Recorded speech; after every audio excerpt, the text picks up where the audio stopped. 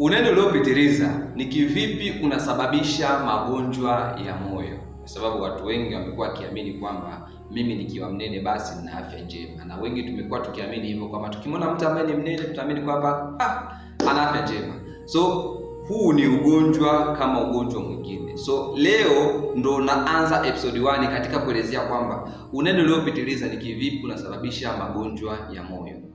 Kwa kawaida sasa, mwili unapokuwa ni mkubwa na mwili ule unapokuwa umesababishwa na mafuta mengi mwilini, kwa kawaida unasababisha mishipa ya damu na tishu, na tukisema tishu na ile misuli ya moyo inakuwa inaongezeka, na kutokana na kuongezeka huko kunasababisha sasa mwili uwe ni mkubwa sana, na mwili ukiwa ni mkubwa sana inasababisha mwili kuhitaji damu kwa wingi, na tunajua kazi ya moyo ni kuhakikisha kwamba damu inafika sehemu zote za mwili. So mwili unapokuwa una damu nyingi ya kutosha ambayo haijazoreka katika mwili wa binadamu, unasababisha moyo kutumia nguvu nyingi sana katika kusukuma kile kiwango cha damu kufika zile sehemu ambazo pia zimeongezeka kwenye mishipa ya damu iliyoongezeka na misuli au tishu zilizoongezeka.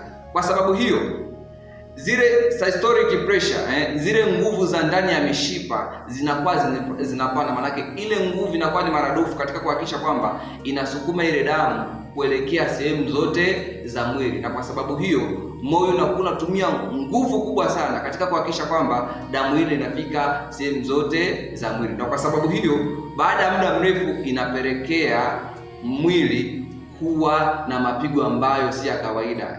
Manake utakuwa unaona mapigo yanabadilika. Manake ukiona mapigo yanabadilika, manake hicho ni moja ya chanzo au ni moja ya athari za unene uliopitiliza kwa wewe mtu ambaye unajiona ni mnene na unaona una afya ambayo ni njema zaidi. So kwa sababu hiyo usisahau kucomment neno obesity kwa ajili ya kupata episode inayofuata, kwa sababu tulishakubaliana kuna episode 4. Hii ni episode ya kwanza na inayofuata ni episode ya pili.